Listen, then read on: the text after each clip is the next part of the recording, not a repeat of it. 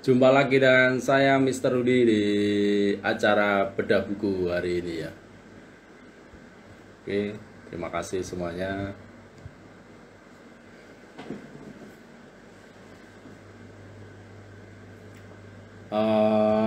Hari ini kita akan bedah buku ini, menata karir dan masa depan di umur 20 tahun. Buat teman-teman yang hari ini hadir, kira-kira usianya lebih dari 20 atau kurang dari 20. Silakan yang usianya kurang dari 20 bisa tulis di kolom komentar usia saya kurang dari 20 atau lebih dari 20 juga boleh. Ya, kita akan live lebih dari 20 Bu Kakak Nurul ya. Thank you. Yang lain silakan Ricky, Edu, Dadia.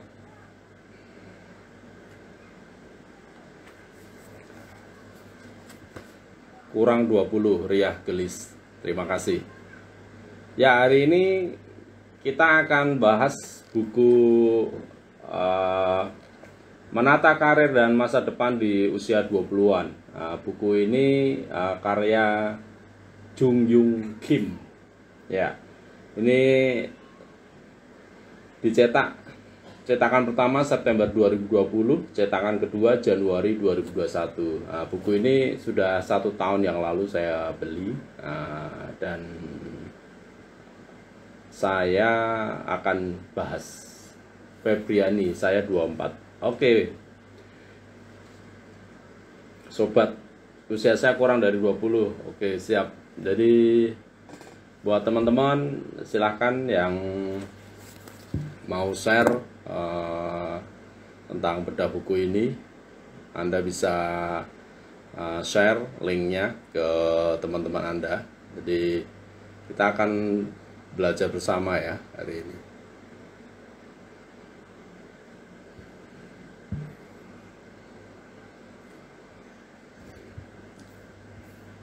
Oke, kenapa sih kita bahas buku ini? Hidup Anti Galau, Menata Karir dan Masa Depan di Umur 20-an. Jadi ada 2 jenis manusia pada masa mudanya. Pertama, orang yang dengan tenang berusaha menggapai mimpi dan tujuan hidupnya. Yang kedua, orang yang tidak mengetahui apa yang diinginkan dalam hidup sehingga gelisah dan terus-menerus mencarinya.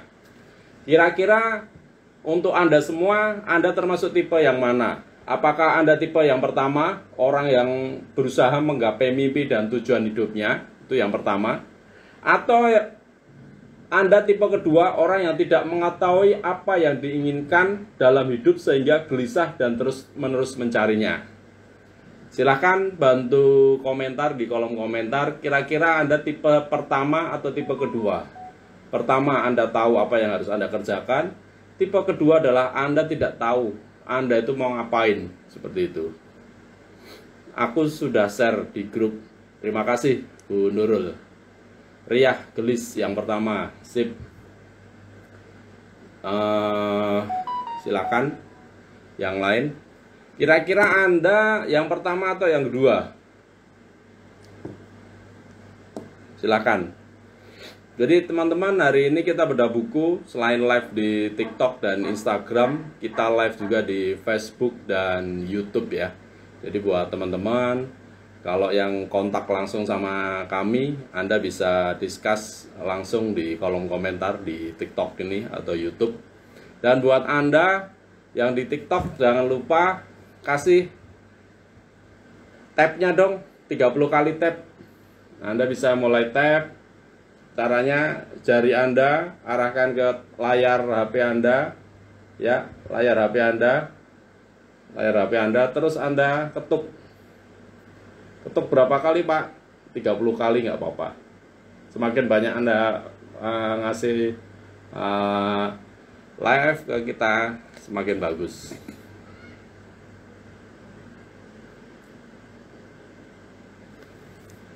Oke.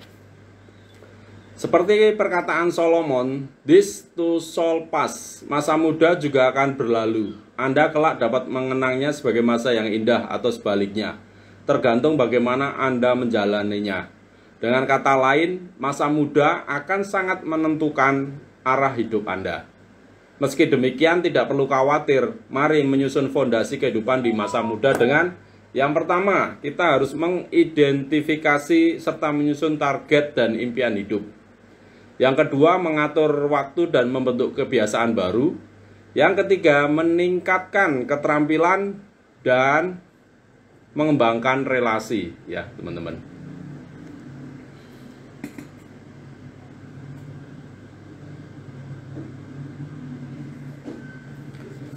Jadi banyak sekali orang yang berpikir masa muda kita bisa untuk hura-hura ya. Ya kalau menurut saya masa muda ya harus kita isi dengan hal-hal yang sangat bermanfaat gitu loh. Nah, hari ini kita akan bahas beberapa hal di buku ini dan daftar isinya. Jadi kalau buat teman-teman yang nanti ada pertanyaan atau apa, bisa langsung ajukan pertanyaan ke kolom komentar ya teman-teman. Seperti itu. Bentar. Chargernya.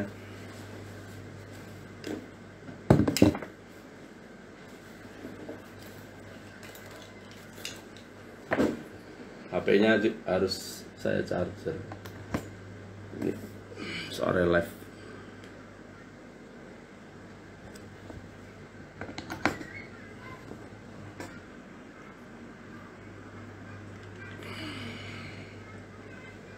Oke. Thank you yang sudah tap layar handphonenya. Yang belum silahkan Anda bisa mulai tap ya. Oke. Dalam daftar isi buku ini yang pertama, kalau tidak menantang diri tidak akan ada hal yang terjadi. Bab pertama dibahas tentang impian. Impian udah kita bahas kemarin ya teman-teman, beberapa minggu kemarin. Terus orang yang memiliki waktu bisa menggapai. Jadi hari ini saya akan bahas bab yang kedua, yaitu membuat peraturan selama 24 jam untuk diri sendiri. Kira-kira Bapak, teman-teman semua di sini sudah punya jadwal harian belum? Atau teman-teman bangun tidur, yang penting mungkin yang muslim sholat subuh, terus aktivitas atau tidur lagi, atau teman-teman sudah punya aktivitas. Mungkin kalau buat ibu-ibu biasanya sudah sangat sibuk ya, dari pagi sampai siang untuk antar jemput anak.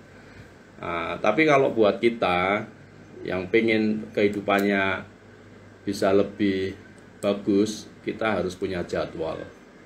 Kira-kira teman-teman di sini sudah punya jadwal belum? Jadwal kehidupan sehari-hari belum? Silakan yang mau isi komentar boleh.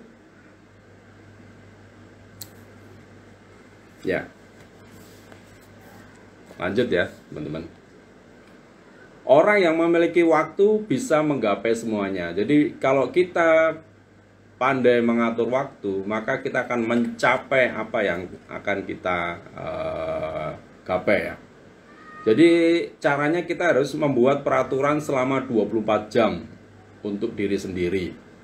Nah, kekecewaan saya hari ini adalah akibat dari waktu yang saya buang sia-sia. Jadi ini ada filosofi dari Napoleon. Jadi Napoleon punya quotes ya, punya kata-kata, kekecewaan saya hari ini adalah akibat dari waktu yang saya buang sia-sia. Buat teman-teman yang usianya belum mencapai 20, kira-kira Anda sudah punya bayangan nggak usia 30 atau 40 tahun itu mau menjadi apa? Darmia, Assalamualaikum. Waalaikumsalam. Ya, buat teman-teman kira-kira udah punya impian belum? Umur 30 atau 40 tahun pengen seperti apa? Nah, berikut ini adalah perkataan dari Benjamin Franklin yang harus Anda ingat ketika Anda ingin mengatur waktu ya. Apakah Anda mencintai hidup? Kira-kira Anda mencintai hidup nggak? Yang kedua, kalau begitu jangan sia-siakan hidup Anda, sebab hidup adalah elemen pembentukan kehidupan. Itu yang pertama. Meskipun kita memulai dari titik yang sama, seiring waktu berlalu dan kita melihat ke belakang, ada orang yang berhasil dan orang yang gagal. Jadi saya akan cerita tentang teman-teman saya di SMA ya, SMA SMP. Ada dulu teman saya di SMA itu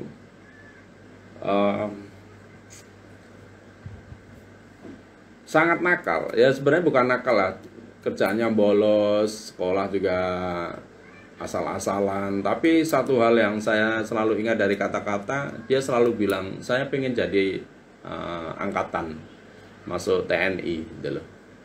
Dan apa yang dia omongin ternyata tercapai. Padahal kalau dilihat anaknya itu ya urakan gitu loh, nggak ada, belajar pun juga asal-asalan gitu loh. Tapi satu hal yang membuat saya salut adalah dia punya impian. Beliau mau menjadi TNI dan akhirnya dia tercapai cita-citanya. Waktu itu saya sendiri juga impiannya sih belum begitu kuat ya. Impian saya setelah lulus sekolah SMA, karena memang biaya nggak ada, saya juga belum berani untuk kuliah dan sebagainya. Saya cuma impian saya ya setelah lulus saya mau bekerja gitu loh. Dan 2 kali saya tes TNI ternyata gagal dan akhirnya saya daftar di BLK, Balai Latihan Kerja. Apa yang saya lakukan? Akhirnya yang saya lakukan adalah saya bekerja di bengkel sepeda motor. Dari bengkel sepeda motor itu pagi, saya malamnya kuliah.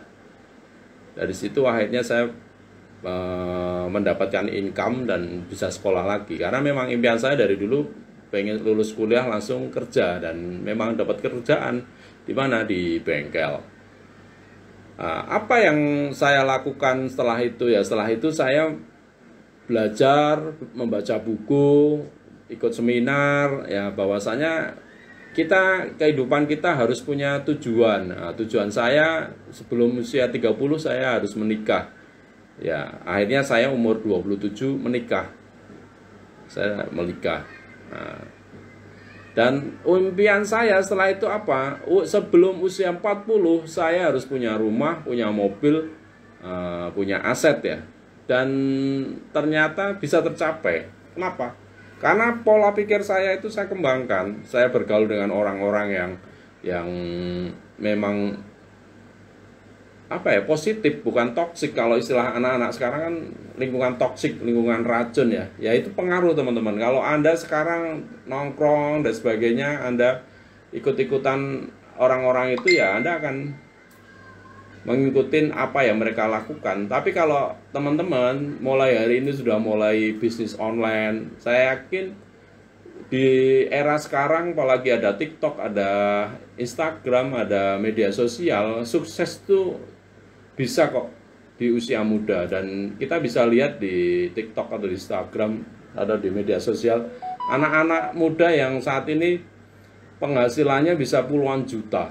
Apalagi di TikTok sekarang ada program afiliator. Anda bisa tanpa modal menjadi afiliator.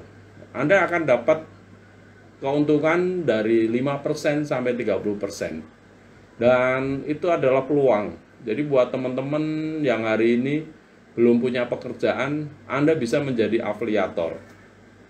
Afiliator di produk apa, Pak? Ya, kalau Anda belum punya produk, belum punya gambaran, Anda bisa menjadi afiliator dari produk-produk kami, teman-teman.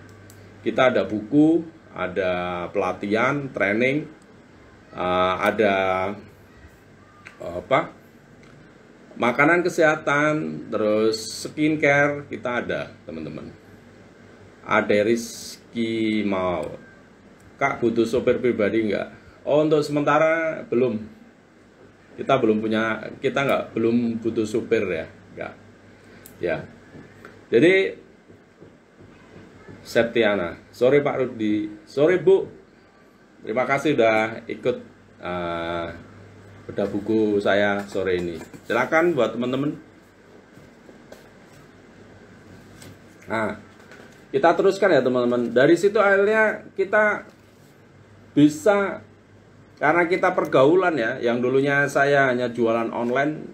Jadi saya ingat betul, saya jualan online itu dari saat Tokopedia itu pertama kali, Bukalapak pertama kali ada, itu saya termasuk seller pertama kali. Orang-orang awal saya.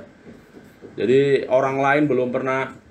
Waktu itu saya sudah buat toko online, tapi saat itu ada marketplace, dan marketplace saat itu saya lihat potensinya sangat besar, karena waktu itu saya lihat di Amerika itu ada Amazon dan ada Alibaba. Kalau di Korea waktu itu ada Elevenia ya namanya. Elevenia itu sangat bagus banget.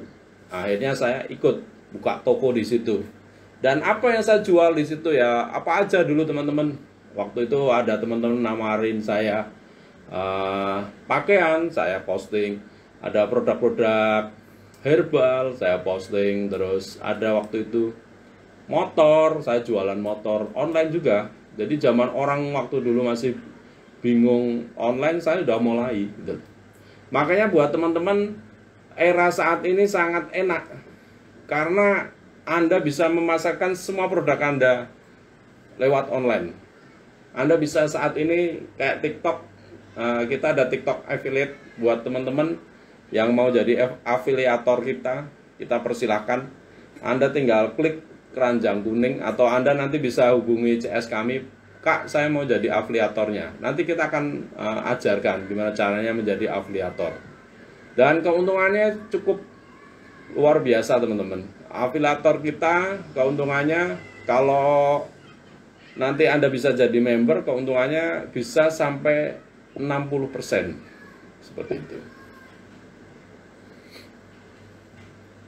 TikTok Live Indonesia. Oke, thank you. Ya. Jadi hari ini kita akan bahas jadwal orang-orang sukses ya. Orang-orang yang memang kehidupannya kelak 5-10 tahun tuh pasti berhasil. Nah, saya cerita itu kenapa? Karena biar gampang. Karena di buku ini ya mereka menceritakan juga. Nah, apa sih yang dilakukan dalam kegiatan jadwal harian ya teman-teman. Yang pertama, kita bangun jam 4.30, bangun tidur. Jam 4.35 kita meregangkan badan kita regangkan, kita tarik nafas. Kalau perlu ya kita minum air putih. Jadi setelah kita tidur semalaman, itu kita pengen badan kita itu kurang segar, kita minum air putih, perbanyak air putih. Setelah itu kita, kalau yang muslim bisa ke masjid ya untuk sholat subuh, zikir dan sebagainya, mandi. Terus jam apa yang kita lakukan? Yang kita lakukan setelah itu ya kita tulis agenda kerja kita itu apa, kita cek lagi agenda kita. Makanya kalau di muslim itu ada sholat itu 5 kali. Maksudnya apa? Maksudnya itu sebenarnya kita biar mau mengevaluasi dan membuat rencana kehidupan. Jadi ceritanya seperti ini. Kita di muslim ada 4 kali sholat ya. Sholat asar, maghrib, isya, subuh, duhur ya. Nah, tujuannya apa? Tujuannya sholat maghrib itu kita sudah mulai membuat rencana untuk besok. Nah, sholat isya kita menulis lagi rencana besok itu apa aja, dan kita tulis penjabarannya. Makanya waktunya panjang.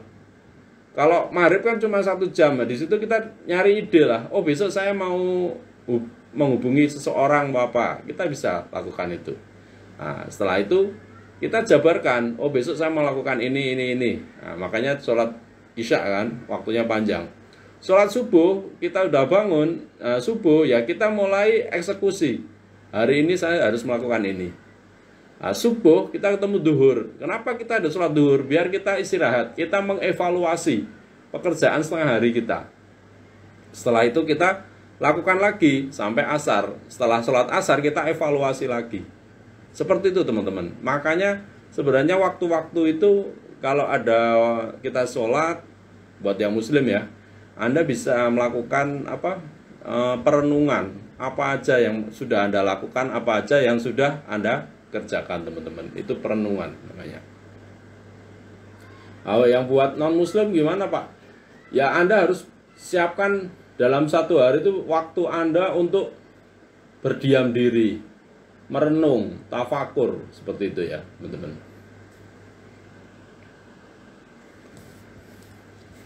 Nah, kalau yang di sini kan lengkap ya.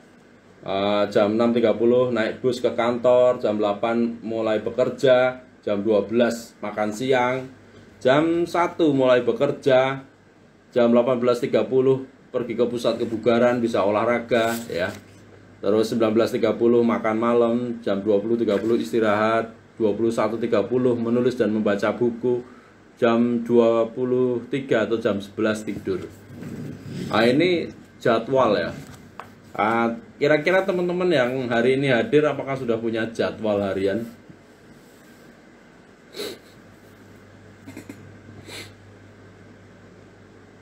Jadi itu caranya ya teman-teman. Kita harus ada jadwal harian.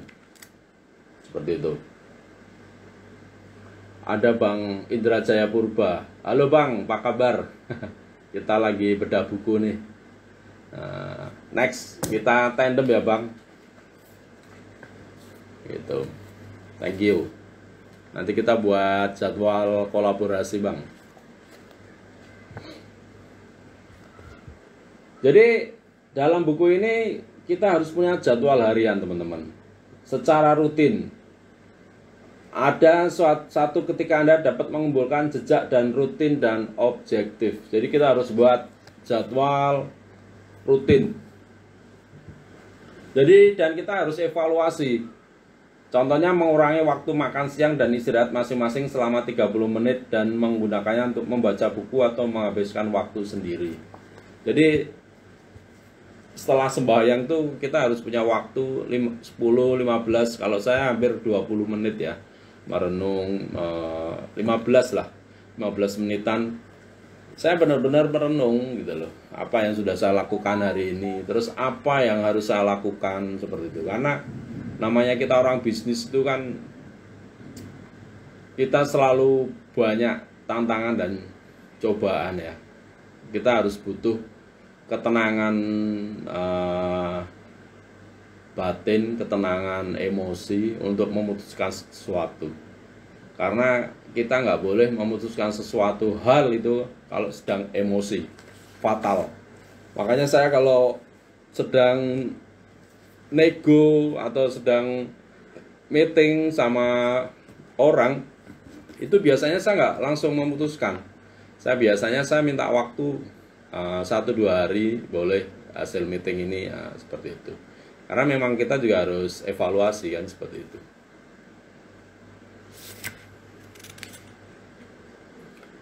Jadi dalam buku ini ada contoh yang namanya Benjamin Franklin.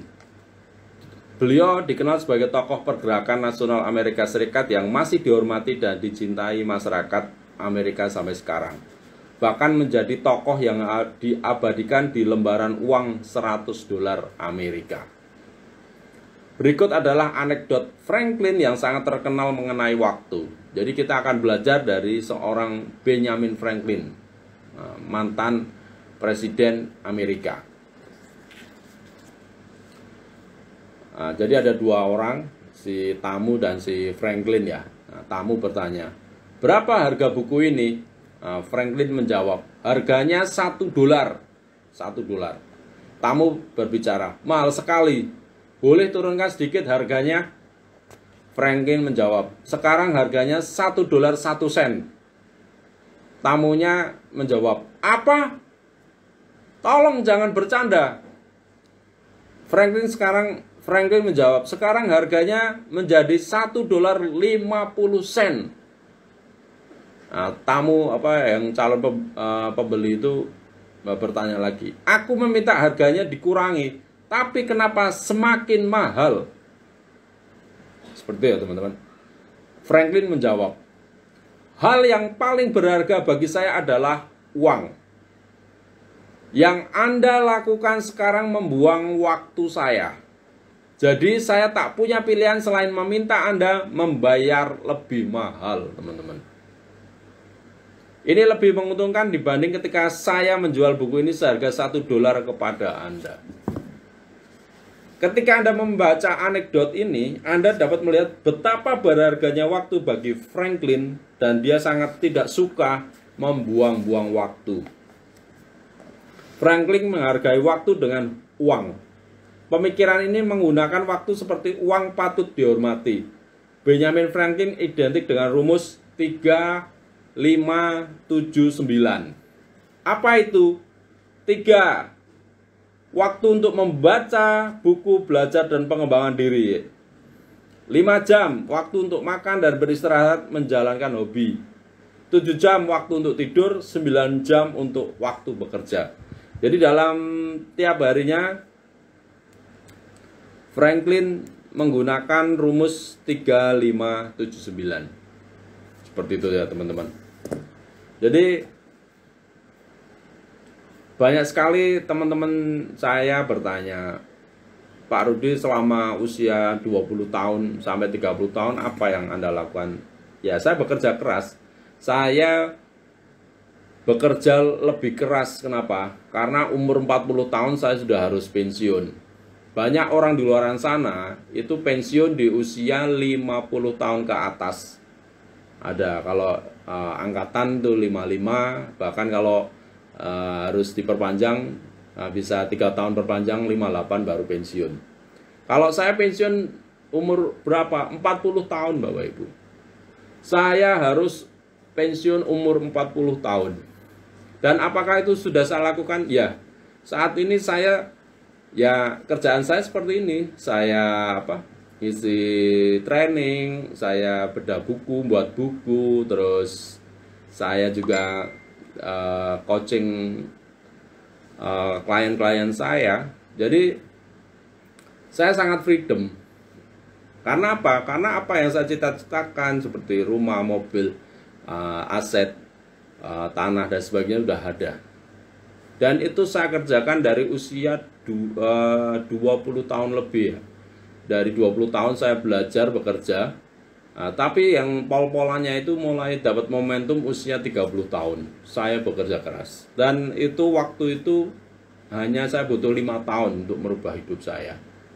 Dari minus sampai saya punya segalanya. Jadi sebelum 40 tahun itu saya sudah ada. Karena 35 tahun itu saya sudah memiliki semuanya. Dan dari pembahasan buku ini saya sangat setuju. Kenapa? Karena di usia 20 tahun itu kita harus menyiapkan semuanya, teman-teman. Semuanya. Saya sangat senang ya bergaul sama orang-orang yang punya visi misi yang sangat luar biasa di kehidupannya. Musfiratul Jannah. Assalamualaikum warahmatullahi wabarakatuh Pak Bos. Hadir ikut menonton. Terima kasih Bu Musfira. Semoga apa yang saya sampaikan hari ini bisa menginspirasi Anda. Karena tujuan saya hari ini bedah buku, bukan saya merasa pinter enggak, tapi saya istilahnya sambil saya baca buku ya saya sharing aja gitu loh. Karena pekerjaan saya tiap hari saya wajibkan saya harus baca buku. Berapa? Ya minimal 1 jam per hari.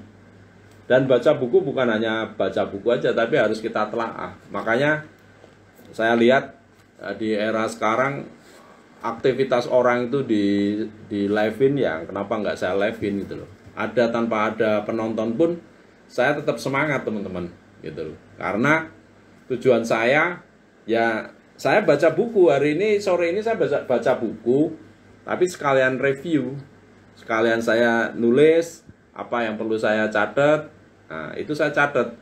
Karena saya juga harus mengingatkan diri saya sendiri gitu loh. Bahwasanya saya sering menjadi orang yang belajar menjadi orang yang bijaksana. Tapi saya juga harus belajar bijak sini. Saya juga harus mengupgrade diri saya. Karena kedepannya kehidupan saya bukan hanya lingkungan yang istilahnya RT RW, tapi kan lingkungan saya sekarang nasional, bahkan internasional. Mau nggak mau, suka nggak suka, saya juga harus belajar sikap, leadership dan sebagainya. Nah, tentang leadership kita udah kemarin belajar dari bukunya Kang Dewa ya, Crazy Leader. Nah, hari ini saya bahas, saya cuma mengingatkan buat Anda yang usianya masih di umur 20, di bawah 30, Anda harus mulai bekerja keras. Anda harus mulai bangun mimpi Anda. Dan kalau buat Anda yang sekarang usianya udah 40-50 tahun, masih boleh bermimpi enggak? Wajib. Selagi Anda masih diberi umur panjang, Anda harus selalu bermimpi. Karena saya yakin impian Anda pasti banyak. Ratusan kalau saya tulis, kalau saya sendiri nulis itu ratusan, bahkan hampir ribuan impian. Ya, pengen jalan-jalan, pengen umrohin orang tua, pengen beliin sepeda anak, pengen buat pondok pesantren, pengen dapat uang dari YouTube, pengen dapat uang dari peternakan. Jadi saya ibaratnya kan semua impian ya. Jadi tahun 2022 itu saya ada beberapa impian.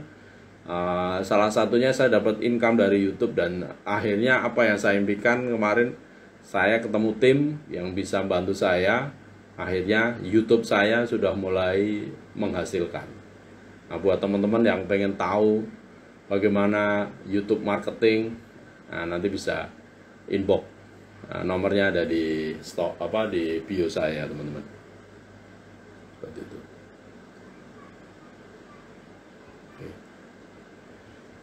Septiana siapa? Oke, thank you. Membuat jadwal, bagaimana cara yang benar ya. Pemenang adalah orang yang hidup dengan mengatur waktunya, sedangkan orang yang gagal adalah orang yang membuang-buang waktunya. J. Harvest, ini kata-kata dari J. Harvest ya. Jadi kita harus yang membuat, yang pertama adalah forward scheduling, yaitu menggunakan keadaan saat ini sebagai dasar dan memperkirakan pencapaian target berdasarkan proses perbagian. Jadi langkah pertama adalah forward scheduling. Langkah yang kedua adalah backward scheduling, yaitu menggunakan masa depan sebagai dasar dan menghitung mundur untuk menentukan proses secara terbalik. Kira-kira Bapak Ibu, teman-teman semua yang hadir di sini, Anda semua pengen pensiun di usia berapa? Silakan yang ikut acara saya. Kira-kira teman-teman yang hari ini hadir, Anda pengen pensiun di usia berapa? Silakan tulis di kolom komentar. Aji Dipa, mantap, makasih Bapak Bos. Dimanapun live, Bapak saya selalu ingin ikut karena acara Bapak adalah motivasi saya. Terima kasih Pak Aji Dipa. Ya, hari ini saya berharap teman-teman sudah mulai berpikir kapan teman-teman mau pensiun. Buat Pak Aji, kira-kira mau pensiun usia berapa Pak? Gitu. Buat yang lain ada Iqbal, ada Lani, ada Septiana, ada Rino, Ardiansah. Kira-kira Anda semua mau pensiun di usia berapa? Nia di usia 58. Darmia 40-45. Kenapa sangat tua sekali Bu Nia pensiunnya? Apa karena Anda sekarang masih bekerja atau Anda full di bisnis? Kalau saya pengennya itu taruhlah naik haji ya masih muda gitu loh, jangan sampai tua gitu. Taruhlah keliling dunia ya juga masih muda gitu. Kalau makanya pemikiran pensiun kita itu harus sesuai dengan impian kita. Saya pengen keliling dunia ya di bawah usia 50. Makanya tiap tahun usia saya sekarang udah 42 lebih ya, 42 ya teman-teman contohnya. Ya saya punya waktu sebelum 50 tahun berarti 8 tahun ya untuk keliling dunia. Meski umur saya udah dekat 58, saya semangat pensiun mau 60 tahun. Ya Pak Haji, boleh. Sebenarnya nggak ada yang benar, nggak ada salah mau pensiun usia berapapun, terserah teman-teman sih. Tapi kalau saya, karena saya ibaratnya pengen masih muda, sudah naik haji, masih muda, ibaratnya sudah keliling dunia, ya saya berarti pensiun saya harus 40 tahun gitu loh. Bu Risma 60 tahun Pak, sesuai masa kerja. Ya Bu Risma, karena guru ya Bu. Oke, boleh. Darmia, bisnis untuk selama-lamanya, boleh. Jadi teman-teman, yang tadi itu, usia pensiun itu menentukan impian kita gitu loh. Makanya kalau saya baca dari banyak buku itu intinya tentang impian, impian, dan impian. Dan di buku ini pun di bab 1 pun dibahas tentang impian, tapi saya tadi nggak bahas. Karena saya membahas bab 2 tentang membuat jadwal. Makanya ini sangat penting, karena dengan punya impian, kita akan buat jadwal. Nah, contohnya hari ini saya live nih dari Bedah Buku. Nanti malam saya ada program private coaching. Jadi saya mengcoaching lebih dari 60 orang tim bisnis saya. Itu saya coaching, dan itu saya rutin seminggu sekali private coaching. Kenapa saya buat konsisten seminggu sekali private coaching? Walaupun dari 60 orang itu yang hadir hanya nggak lebih dari 20, tapi saya tetap semangat teman-teman. Karena saya yakin orang-orang yang ikut coaching saya itu akan mendapatkan nilai manfaat lebih. Dan saya terbukti orang yang mengikuti saran kami sudah dapat income miliaran teman-teman. Kira-kira teman-teman mau nggak punya income miliaran? Dan kira-kira teman-teman sudah punya mentornya? Ya, saya bukannya sok pinter ya, saya menawarkan diri saya harus ikut belajar sama saya, enggak. Saya sebenarnya mengajar ini biar saya mau belajar. Karena kalau kita mau ngajar tapi kita nggak belajar, ya itu nama juga bunuh diri. Tapi dengan saya mengajar seperti saat belajar, ya, gitu. Nah, kembali lagi tentang forward scheduling. Dalam mengatur perencanaan, seringkali waktu produksi menjadi jauh lebih lama dari yang diprediksikan. Sebaliknya, ketika saya menerapkan backward scheduling, perusahaan dapat memenuhi periode produksi yang diinginkan konsumen dan produk dapat selesai dalam waktu yang diperkirakan. Melalui pengalaman ini saya terbiasa memutuskan sesuatu dengan melihat dari masa depan. Berikut adalah perkataan Masanori Kanda, seorang penulis bestseller dan konsultan manajemen terbaik yang memberi kiat sukses kepada lebih dari 10.000 CEO. Luar biasa ya teman-teman. Hari ini kita belajar dari Masanori Kanda. Beliau adalah konsultan 10.000 CEO. Jadilah orang yang melihat masa depan dalam menjalankan pekerjaan saat ini. Sebanyak 99% manusia hanya memprediksi masa depan dan menjalankan pekerjaan saat ini, sedangkan 1% sisanya melihat masa depan dan menentukan apa yang harus dilakukan saat ini. Tentu saja hanya 1% orang yang melakukan pilihan kedualah yang berhasil.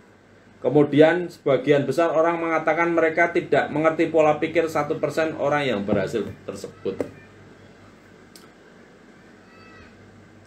Ya Bapak, saya mau kaya di usia pensiun karena jika miskin di hari tua itu adalah kebodohan saya. Betul teman-teman.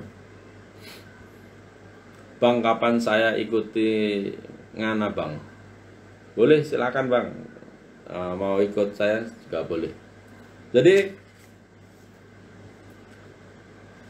Kalau kita belajar dari orang-orang sukses itu, rata-rata mereka memang sudah membuat jadwal dan mereka bergaul dengan orang-orang sukses. Makanya kalau Anda mau sukses dan lingkungan Anda saat ini hanya orang-orang yang belum sukses, orang-orang rata-rata, maka Anda akan menjadi orang rata-rata.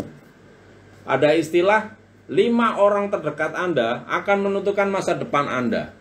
Coba Anda lihat, kalau Anda, teman Anda 5 orang itu hanya mohon maaf buruh pabrik, ya Anda akan jadi buruh pabrik selamanya gitu loh. Tapi kalau 5 orang teman Anda itu ada pengusaha, ada ustadz dan sebagainya, maka Anda akan berubah. Anda lama-lama akan menjadi seorang pengusaha.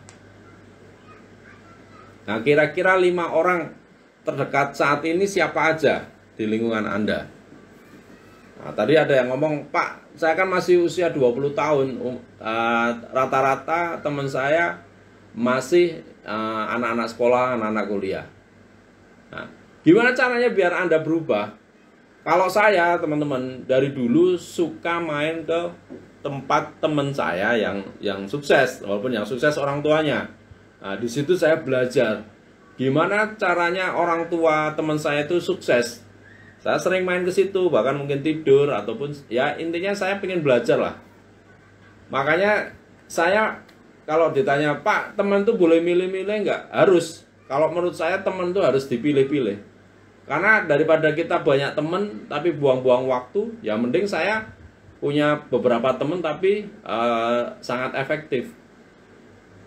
Bahkan saya selalu bilang pada diri saya ataupun istri saya, teman saya ya kamu itu istriku gitu. Makanya seringkali kalau saya pergi kemana-mana, saya ajak istri saya, bahkan ajak anak-anak saya. Makanya kalau teman-teman lihat saya suka ngajak istri dan anak-anak saya, ya saya berpikir ya mereka teman-teman saya gitu loh, teman-teman curhat saya gitu loh. Ya daripada nanti saya curhat kepada orang dan orang itu nggak nyaman dengan saya, ya nanti malah jadi permusuhan kan. Karena saya riset beberapa orang yang deket banget dengan saya, ada yang bisa dipercaya, ada yang enggak. Tapi kebanyakan karena semakin dekat orang kepada kita, orang itu biasanya malah menelikung kita. Menelikung kita. Makanya ada 2 pilihan kalau kita berteman. Kalau kita tahu kelemahan teman kita, ada 2 pilihan. Kita tetap bersama beliau dengan kelemahannya, atau kita meninggalkan beliau. Sama teman-teman, saat ini Anda tahu tentang kelemahan saya, hanya 2 pilihan Anda terhadap saya. Yang pertama, Anda tetap berjuang bersama saya, atau Anda meninggalkan bisnis bersama saya. Jadi seperti itu ya teman-teman. Makanya Anda harus pilih 5 orang terdekat. Seperti itu. Ya. Dan cara Anda memahami jadwalnya gimana ya? Kembali lagi ke buku ini. Agar Anda dapat lebih memahaminya, coba terapkan cara membuat jadwal berdasarkan keadaan yang Anda hadapi saat ini.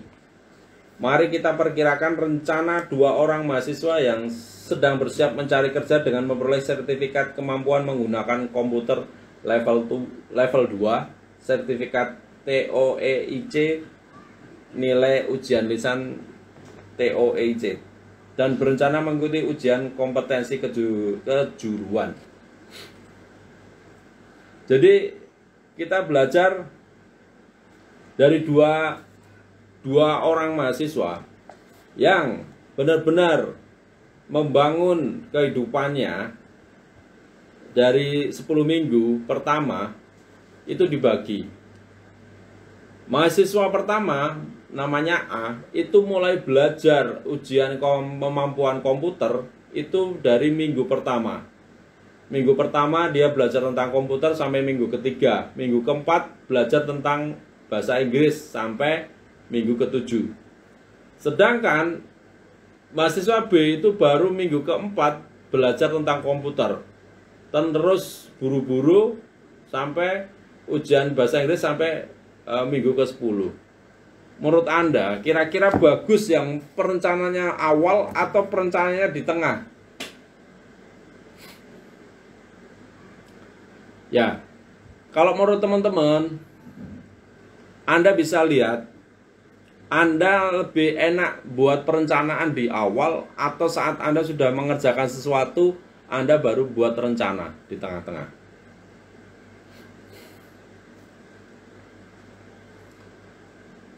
Aji Dipa, teman curhat terdekat adalah keluarga, yaitu istri atau suami. Yes. Laska Alta, saya suka pemikiranmu Bang, terima kasih atas ilmunya Bang. Ya Bang, semoga dapat menginspirasi ya. Jadi kalau seperti saya senang sekali buat rencana itu dari awal. Kayak membuat rumah ya, saya harus buat layoutnya dulu, lihat buat desainnya. Sama, kehidupan saya pun saya selalu mengimpikan saya harus seperti ini gitu. Makanya saya harus melakukan ini, dan ini. Sama halnya teman-teman, saya pengen orang kenal saya itu sebagai seorang konsultan ya, ibaratnya. Ya mulai hari ini saya sering share, saya sering live tentang program coaching kami atau perusahaan jasa konsultan kami. Itu yang saya live kan. Dan hari ini sebenarnya saya bedah buku ini tujuannya untuk apa? Untuk membangun interaksi. Nah, semakin banyak interaksi yang saya lakukan, maka semakin banyak transaksi yang akan saya dapatkan. Makanya istilah saya tadi saya buat status di Facebook saya, semakin banyak kita presentasi, semakin banyak kita transaksi. Seperti itu. Ya sama, semakin banyak kita interaksi, kita membangun hubungan dengan orang, pasti bisnis kita berkembang. Kebanyakan kita saat ini malas untuk berinteraksi sama orang kan. Kita hanya menunggu bola ya. Cobalah kita menjemput bola. Ya caranya seperti ini. Kita bisa manfaatkan media-media sosial kita untuk membangun brand kita. Sesuatu terhadap kita, mereka dengan sukarela akan senang teman-teman menghubungi kita.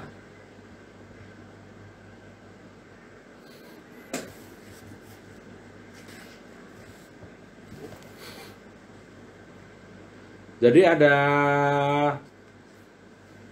contoh. Nah, ini ada teman namanya Mr. Kim. Jadi beliau adalah seorang supervisor. Dia melakukan yang pertama hari H itu presentasi. Tapi sebelum hari H presentasi, dia ternyata beliau sudah merencanakan sampai hari ke-7. H-1 membuat bahan presentasi, H-2 menganalisa dampak investasi, H-3 menganalisa masalah yang akan terjadi jika tidak menjalankan investasi, H-4 menganalisa keadaan sekarang, H-5 sampai H-7 mengerjakan pekerjaan reguler. Sama seperti apa yang saya lakukan saat ini teman-teman. Hari ini saya pengen live saya nanti banyak yang ikut. Ya saya harus lakukan gitu loh. Kalau sekarang yang ikut live saya baru 7 orang, 3 orang, di bawah 10, ya saya nikmati gitu. Karena saya tahu orang-orang yang live-nya diikuti ribuan orang itu, mereka sudah konsisten. Bisa jadi setahun yang lalu, bisa jadi 2 tahun yang lalu mereka merintis teman-teman. Dan saya yakin apa yang saya lakukan ini, jika saya lakukan konsisten 1 tahun ke depan, Bapak Ibu bisa lihat. Nanti yang saat saya bedah buku itu banyak sekali nanti yang request, Bang nanti bedah buku ini ya.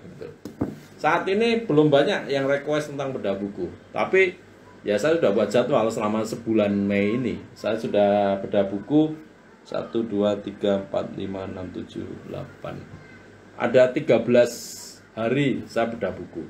Dan saya sudah siapkan bukunya. Nah, tapi bulan Juni teman-teman mau request bedah buku, saya nanti akan sediakan dulu. Minimal saya akan beli bukunya dulu kalau saya belum punya. Kalau sudah punya ya saya akan baca ulang lagi kan itu. Jadi buat teman-teman yang hari ini hadir, taruhlah pengen diskusi tentang buku yang akan kita review, teman-teman bisa tulis di kolom komentar, Bang saya pengen direview buku ini, nggak apa-apa. Mau bahasa Indonesia, bahasa Cina, bahasa Korea, bahasa Inggris, saya akan review. Karena nanti saya akan taruhlah bahasa Inggris, bahasa Korea, atau bahasa Cina, ya berarti saya akan translate dulu teman-teman. Setelah saya translate, saya akan sharing. Jadi saya akan belajar juga gitu loh. Jadi nggak harus buku Indonesia ya teman-teman. Ada buku asing yang teman-teman pengen bedah buku pun boleh. Seperti itu. Oke.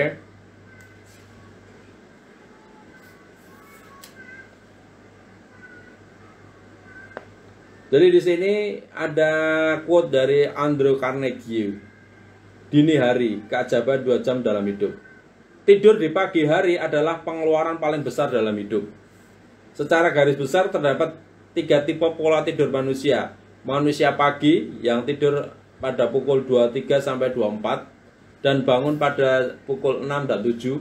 Manusia burung hantu yang tidur pada pukul 2 sampai 3 dan bangun siang hari, serta manusia dini hari yang tidur jam 21 atau jam 9 sampai jam 10 malam dan bangun pada pukul 2 atau 3. Kira-kira teman-teman saat ini termasuk manusia pagi, manusia burung hantu, atau manusia dini hari? Manusia pagi itu tidurnya jam 11 sampai jam 12 malam. Bangunnya jam 6 sampai 7. Ada manusia burung hantu yaitu tidur jam 2, jam 3 dan bangunnya siang hari.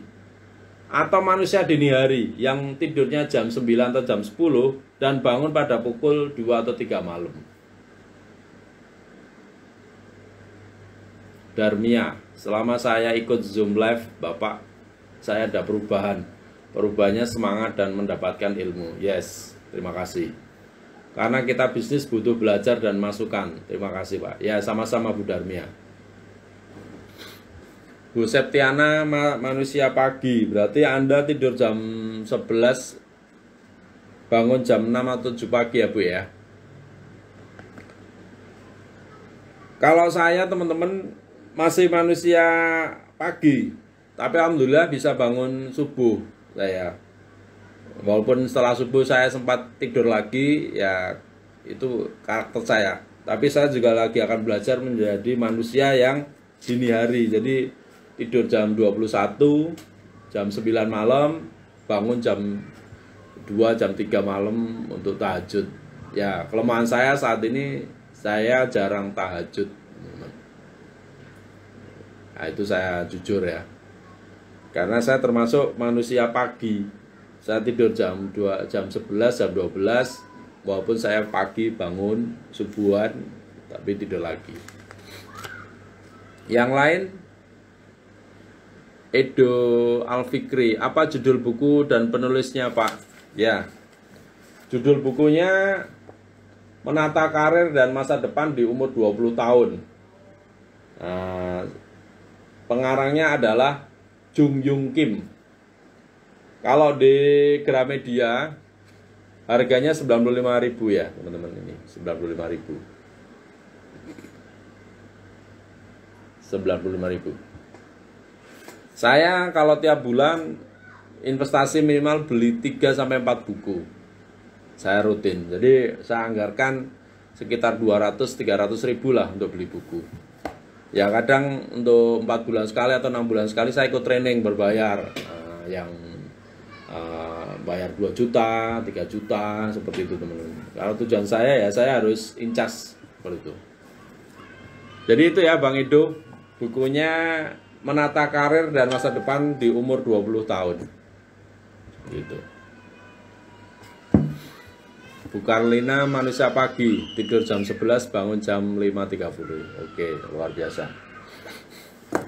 Oke, buat teman-teman yang ikut live saya di TikTok atau di Instagram, Anda bisa bantu saya kasih like ya, kasih tap jarinya. Caranya jarinya ke layar Anda, ke layar Anda. Terus Anda pukul-pukul. Ya. Seperti itu. Silakan bantu tap. Nia, saya sudah pesan bukunya tapi belum sampai Pak Bos. Buku yang mana Ibu ya? Ya ditunggu aja Bu. Nah, nanti bisa hubungi CS. Bisa jadi baru dikirim kemarin sehabis Lebaran ya Bu.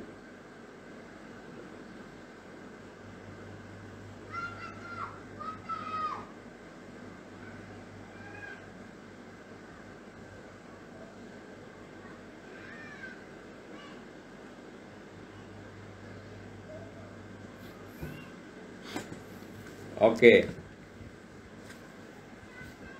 Jadi kita akan bahas sebagian besar pekerja berada pada tipe manusia pagi dan para mahasiswa memasuki tipe manusia burung hantu.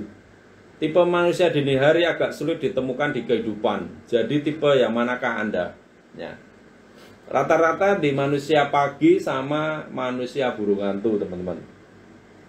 Mari kita lihat kembali gambaran rutinitas pagi manusia yang berulang-ulang. Mendengar suara alam pagi dan bangun dengan susah payah, mencuci muka dengan kesadaran yang belum sepenuhnya terkumpul, dan menaiki kereta bawah tanah atau bus sesaat sebelum jam masuk kantor atau jam kuliah dimulai. Mereka yang belum sepenuhnya bangun dari tidurnya, tangan dan kakinya lemah.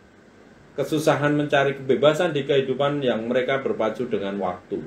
Akan tetapi di saat yang sama tipe manusia dini hari sudah bangun dengan wajah tersenyum, hidup dalam 24 jam seperti 26 jam dalam sehari dan selalu memiliki waktu senggang. Jadi banyak sekali orang yang tidurnya tuh larut malam, akhirnya bangunnya terburu-buru.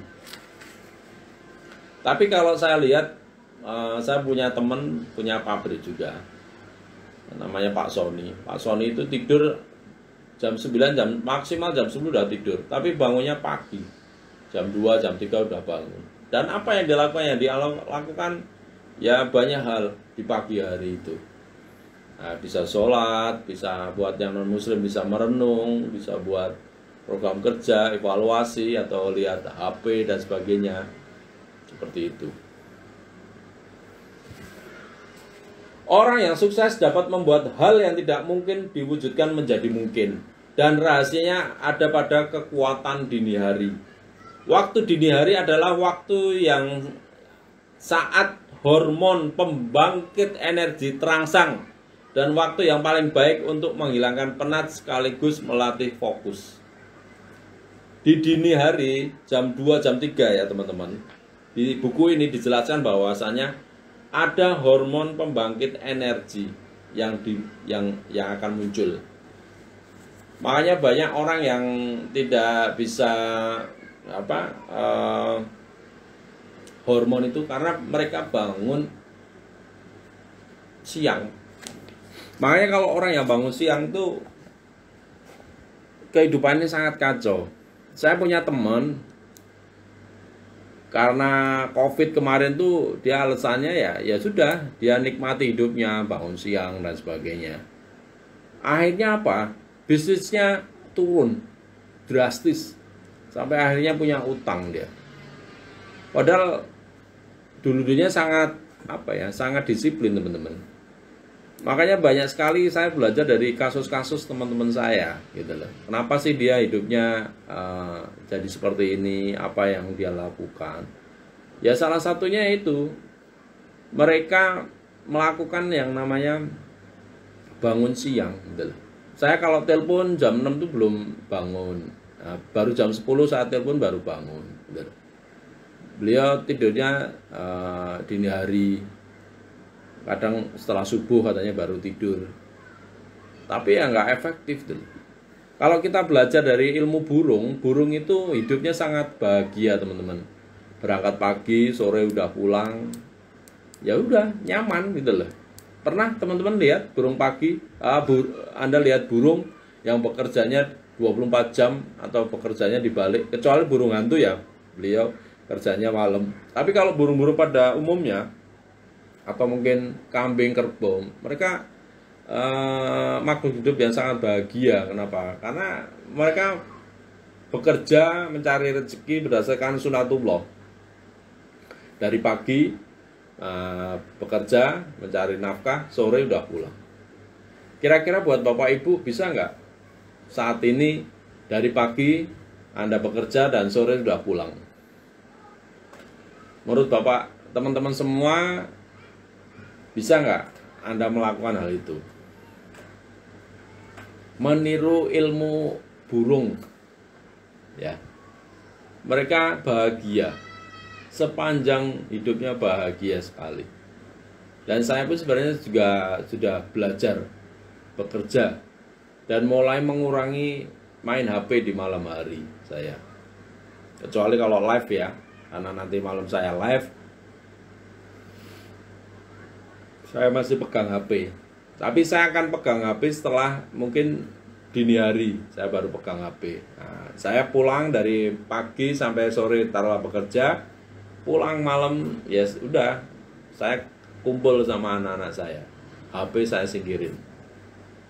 Nah, nanti tidur, bangun pagi, baru saya pegang HP lagi. Seperti itu.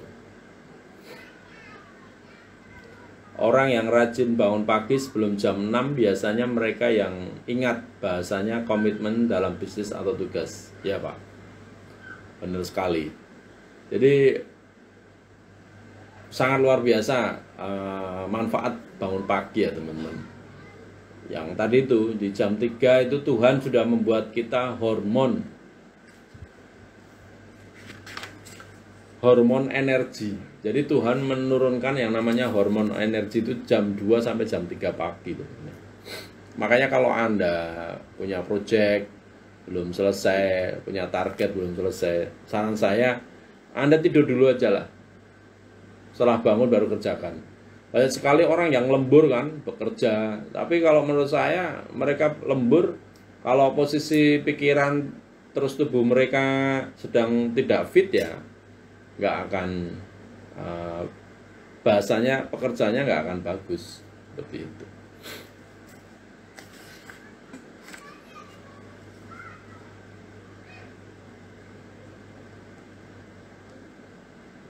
Jadi kalau kita belajar dari Bill Gates, miliuner terkaya di dunia yang memiliki aset pribadi sebesar 79 triliun lebih dolar Amerika atau setara dengan rupiah lah. Bill Gates itu adalah short sleeper. Bill Gates menganggap bahwa tidur adalah kegiatan yang membuang-buang waktu. Bangun setiap pukul 3 dini hari. Dia memiliki kebiasaan membaca buku selama 2 jam di pagi hari yang sunyi, dan pada dini hari ketika otak kanan mengatur kreativitas dan imajinasi mulai bekerja, dia mendapatkan ide yang cemerlang. Jadi kita belajar dari Bill Gates, orang terkaya di dunia. Nah, beliau itu jam 3 pagi sudah bangun. Apa yang beliau lakukan? Beliau membaca buku teman-teman. Membaca buku selama berapa? 2 jam. Dan luar biasanya selama 2 jam beliau menemukan banyak ide-ide yang cemerlang untuk membangun bisnisnya. Makanya buat teman-teman yang saat ini bisnisnya belum berkembang, atau Anda di usia 20 tahun, mulailah belajar bangun pagi gitu. Jangan sampai Anda mikir, wah saya kan masih pagi, saya kan masih muda, jadi umur saya masih panjang. Jangan teman-teman. Anda harus mulai berpikir, mumpung masih usia 20 tahun, Anda harus membangun membangun impian Anda. Gitu. Seperti itu ya.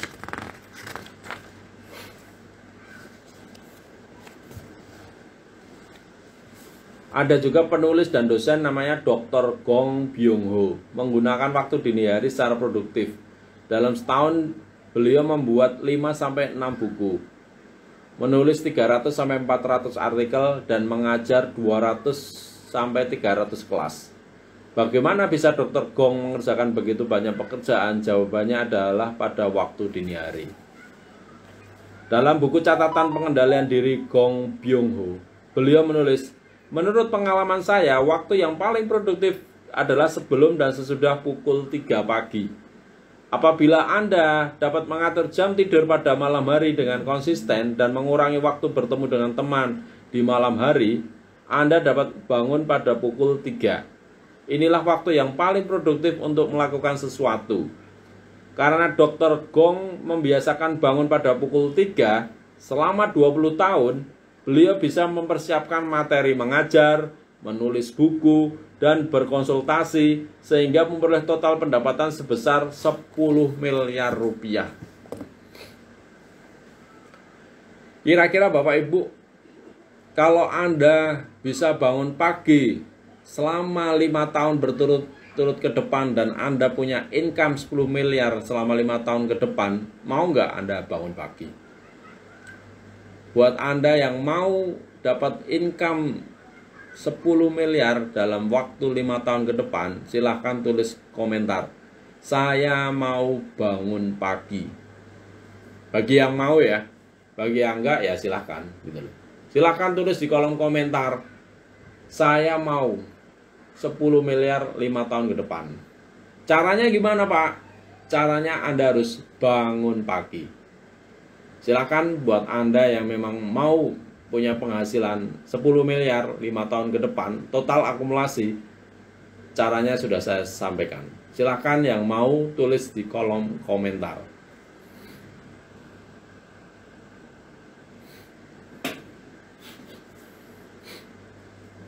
Bu Karlina, saya mau bangun pagi.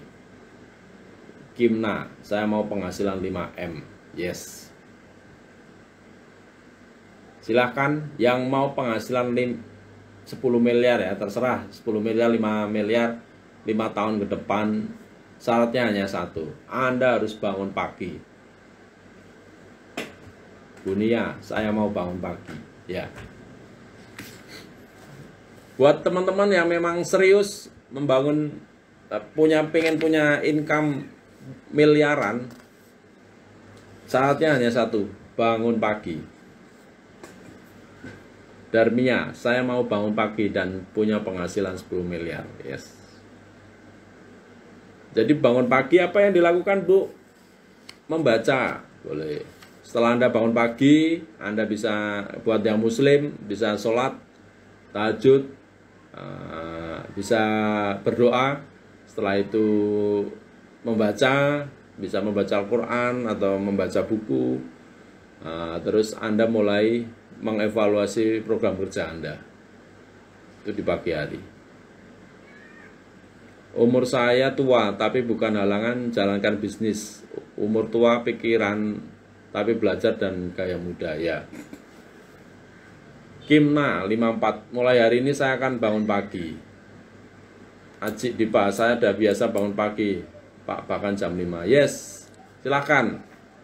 Yang memang Anda mau punya income miliaran, puluhan miliar 5 tahun ke depan, syaratnya hanya satu, bangun pagi. Dan ini ditulis di buku ini. Jadi buat Anda yang usianya baru 20 tahun, Anda harus belajar bangun pagi. Ini syarat. Dan ini dibuktikan oleh ribuan, ratusan, bahkan jutaan orang yang sudah sukses. Mereka bangun pagi. Makanya di Muslim ada sholat subuh, itu tujuannya apa? Biar kita itu bangun pagi. Itu adalah sholat yang sangat susah banget. Dan kalau Anda tanya, apakah Pak Rudi merasa sholat subuh itu susah? Yes, sangat susah. Karena itu untuk disiplinnya itu sangat luar biasa teman-teman. Untuk memang bangun subuh aja berat ya, apalagi jam 3 ya. Buat saya sendiri masih kesusahan teman-teman. Saya nggak ngomong wah saya bisa, nggak. Saya sendiri juga mau belajar Bang Habibur. Mulai hari ini pun saya juga harus paksa diri saya bangun pagi, sholat subuh. Ya selama ini saya sudah sholat subuh, cuma setelah sholat subuh apa pekerjaan saya tidur lagi kadang teman-teman, gitu loh. Karena mungkin capek dan sebagainya. Tapi kedepannya setelah mulai hari ini, saya setelah bangun subuh, ya saya harus beraktivitas. Apakah saya baca buku, nulis, ataupun saya nanti olahraga gitu. Saya tiap hari bangun pagi. Yes, Bu Septiana, luar biasa. Kalau bisa Anda setelah bangun pagi, Anda harus mulai buat rencana kerja. Nah, jadi taruhlah Anda sekarang bekerja untuk orang, ya Anda harus mulai berpikir suatu saat Anda tidak bekerja untuk orang lain, Anda punya bisnis, ya Anda harus mulai bangun bisnis Anda. Gitu. Karena saya yakin Anda nggak selamanya akan bekerja untuk orang lain. Pasti Anda pingin di sisa umurnya Anda punya bisnis yang besar. Tapi kalau Anda pingin bisnis yang besar, Anda mulai ini harus mulai menyiapkan seperti itu. Trisna Inaya, saya bangun pagi, luar biasa Bu. Mulai bangun pagi ya Bu, dan mulai buat target seperti itu. Ya.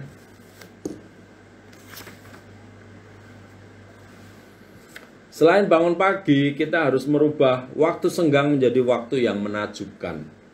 Orang yang menghabiskan waktunya secara sia-sia tanpa mempertimbangkan adalah orang yang belum mengerti arti kehidupan. Bapak Ibu bisa bayangkan, kira-kira Bapak Ibu besok masih hidup nggak? Kira-kira teman-teman masih yakin nggak besok masih hidup? Ya, biar kita semangat untuk kerja, semangat untuk belajar, semangat untuk membangun visi kita, kita harus mulai berpikir besok, hari ini adalah hari terakhir kita. Seperti itu.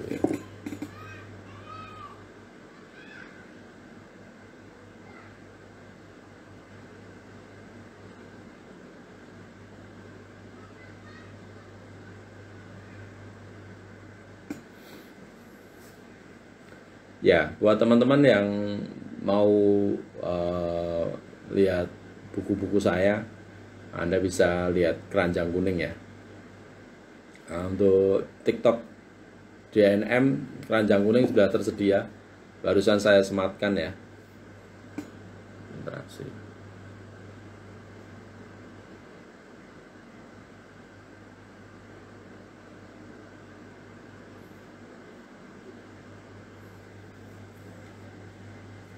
Ya, jadi apa yang Anda lakukan saat sendirian, contohnya di pagi hari. Silakan buat teman-teman yang ada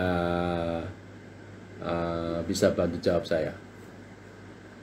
Saya bangun pagi jam 6.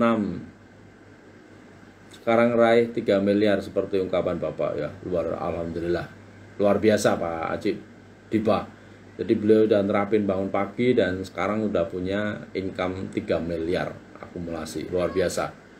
Dan saya yakin kalau konsisten Pak Haji Dam dan teman-teman yang lain, Anda jika konsisten bangun pagi, terus mulai evaluasi usaha Anda, hidup Anda, saya yakin Anda akan punya income lebih dari itu. Nggak tahu, saya sudah mulai Pak Septiana. Ya, yang nggak tahu apa Bu Septiana. Jadi Anda bisa konsultasi dengan kami, kita akan jawab. Karena kita juga ada private coaching. Buat teman-teman yang mau ikut private coaching saya, hanya syaratnya beli buku kami. Ada 3 paket, ada di kolom keranjang ya, seperti itu.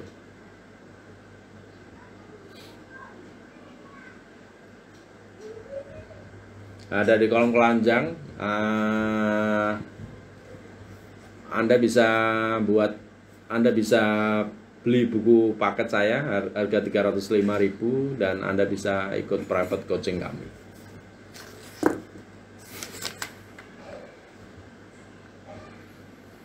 Kita akan bahas tentang waktu, kegiatan dalam 5 menit. Apa aja yang bisa kita lakukan dalam 5 menit, percakapan sederhana. Jadi kalau kita telepon nggak perlu berjam-jam. Kalau memang cukup 5 menit, selesaikan 5 menit saja. Anda bisa menulis kartu pos, mengingat kosakata atau kata-kata bijak, lompat tali, peregangan otot, olahraga selama 5 menit. Jadi dengan 5 menit itu kita bisa mulai aktivitas kita yang positif. Ya teman-teman. Kegiatan dalam 15 menit. Apa aja yang dilakukan dengan waktu 15 menit? Yang pertama adalah belajar percakapan bahasa Inggris. Jadi kita bisa belajar bahasa Inggris dengan waktu 15 menit setiap harinya. Berlatih alat musik sederhana, membaca koran, membaca satu bab buku, mendengarkan musik, dan lain-lain. Hari ini kita bedah buku 1,5 jam dari jam 15.30 sampai jam 5. Saya kira cukup ya teman-teman. Karena selain kita membaca buku, kita juga mereview. Saya kira cukup. Jadi kita dengan waktu 1,5 jam itu kalau konsisten selama setiap hari, kita akan menjadi pribadi yang sangat luar biasa teman-teman. Kegiatan dalam 60 menit. Yang pertama adalah menjelajah internet, merencanakan proyek, menulis laporan, dan berkonsultasi. Jadi dalam 60 menit apa yang bisa kita lakukan ya? Tadi itu menjelajah internet, kita bisa belajar, atau teman-teman bisa ikut kajian buku, bedah buku bersama saya tiap harinya, merencanakan proyek, menulis laporan, konsultasi, dan lain-lain.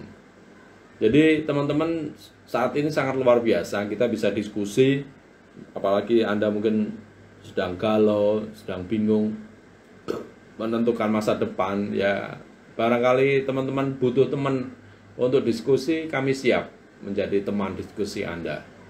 Dan tarifnya berapa Pak? Free. Kalau kita free teman-teman, Anda mau konsultasi sama kami setiap saat boleh. Cuma kalau mau tatap muka atau apa, kita memang ada private coaching ya.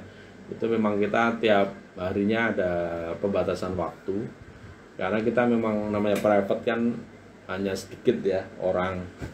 Setelah banyak orang pun juga itu biasanya rame-rame kita diskusinya. Nah, semi private gitu.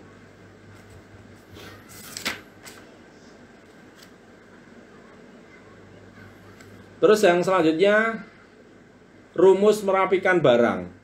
Buanglah barang yang tidak membuat Anda senang.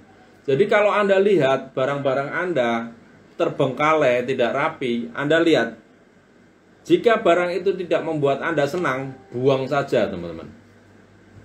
Jadi Anda lihat barang-barang yang ada di tempat Anda, di rumah Anda, dan tidak membuat senang, buang saja. Tadi pagi saya bersih-bersih tempat kerja kami. Kita buang-buang barang yang nggak perlu, kardus, mainan anak. Terus saya bersihin sarang tak rayap, saya bersihin, saya cat produk-produk yang sudah mau expired, kita mulai buang. Kalau mau expired kita bisa kasihin orang, seperti itu teman-teman. Jika Anda menunda momen, kehidupanmu juga akan tertunda. Jadi segera eksekusi ya teman-teman. Segera lakukan apa yang teman-teman pengen lakukan. Karena kalau Anda menunda, ya bisnis Anda akan tertunda. Kesuksesan Anda juga akan tertunda teman-teman. Seperti itu. Kumpulkan semua sepatu dan pakaian lalu bereskan sekaligus. Saya membereskan pakaian 1 atau 2 kali setiap tahunnya. Di kamar saya terdapat 3 lemari dan 1 rak sepatu besar. Sebelum saya bereskan, semua tempat itu terisi penuh. Tetapi setelah dibereskan, isinya berkurang menjadi setengahnya. Ketika membereskan pakaian atau sepatu, yang paling penting adalah tidak membereskan sedikit-sedikit, tetapi sekaligus. Dengan begitu, Anda bisa membedakan mana pakaian dan sepatu yang benar-benar Anda pakai saat ini. Setelah membuang pakaian yang tidak terpakai, ruang di lemari pun akan bertambah. Jadi Anda harus juga mulai hari ini lihat sepatu dan pakaian Anda masih layak Anda pakai nggak? Anda masih suka nggak? Kalau Anda sudah nggak suka pakaian atau sepatu, Anda bisa Anda hibahkan, kasihkan, atau mungkin buang. Kalau memang udah nggak layak banget ya dibuang. Tapi kalau masih bisa dipakai, bisa dikumpulkan, kita bisa kasih ke orang lain. Itu caranya teman-teman.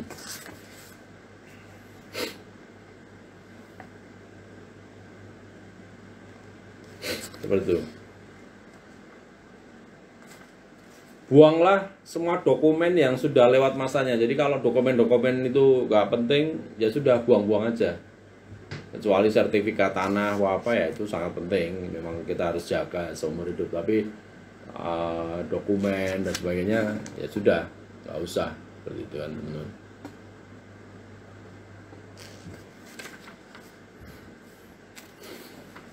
Jadi waktu kita tinggal 4 menit, barangkali ada pertanyaan teman-teman bisa tulis di kolom komentar. Waktu kita tinggal 4 menit.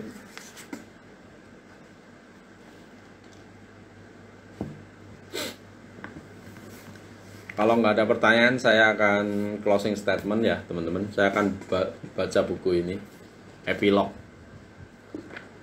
Kepada kaum muda yang menanggung beban hidup, jika Anda membaca buku ini, pasti ada bagian yang berhubungan dengan Anda dan ada yang tidak. Setiap orang memiliki lingkungan hidup dan pemikiran yang berbeda, sehingga mereka pasti memiliki sudut pandang yang berbeda pula. Buku ini adalah ringkasan dari pengalaman saya sebagai seorang senior yang lebih dahulu mengalami dunia kerja, dengan pemikiran bahwa jika saya melakukan hal-hal ini lebih awal, hidup saya akan lebih baik dari sekarang. Saya menulis setiap bab buku ini dengan tulus bagaikan menasihati adik kandung saya sendiri. Walaupun saya tidak bisa memuaskan semua orang, tetapi jika Anda mempraktekkan bagian yang Anda rasa berhubungan dengan Anda, tentu saya akan merasa bahagia. Jadi hari ini saya review buku ini tujuannya adalah untuk saling menyadarkan pada diri saya pribadi khususnya dan pada teman-teman semua, bahwasanya kehidupan ini harus direncanakan teman-teman. Harus ada jadwal. Karena kalau enggak, kacau teman-teman. Saya pun sering share apa yang saya lakukan selama sebulan ke depan. Dan seperti saat ini, hari ini saya buat acara ini setiap hari Selasa sampai Jumat saya rutin jam 15.30 sampai jam 5 WIB sore saya melakukan bedah buku. Tujuannya apa? Tujuannya biar sambil saya belajar, saya review, ya saya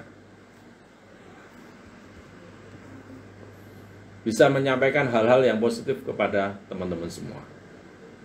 Mungkin itu aja teman-teman dari pembahasan buku ini. Terima kasih atas waktunya. Dan buat teman-teman yang mau ikut private coaching saya, bisa tekan keranjang kuning. Cukup belanja 3 produk buku saya, teman-teman bisa ikut private coaching saya. Oke, terima kasih atas waktunya teman-teman. Sampai ketemu besok. Kita akan bahas tentang bukunya Coach Fahmi ya, Membangun Kepemimpinan Tangguh. Ini bukunya, besok saya akan bahas ini. Buat teman-teman yang waktunya luang, kita bedah bareng-bareng buku ini. Terima kasih, saya ucapkan wassalamualaikum warahmatullahi wabarakatuh. Salam sehat bahagia untuk Anda semua dan sukses. Terima kasih.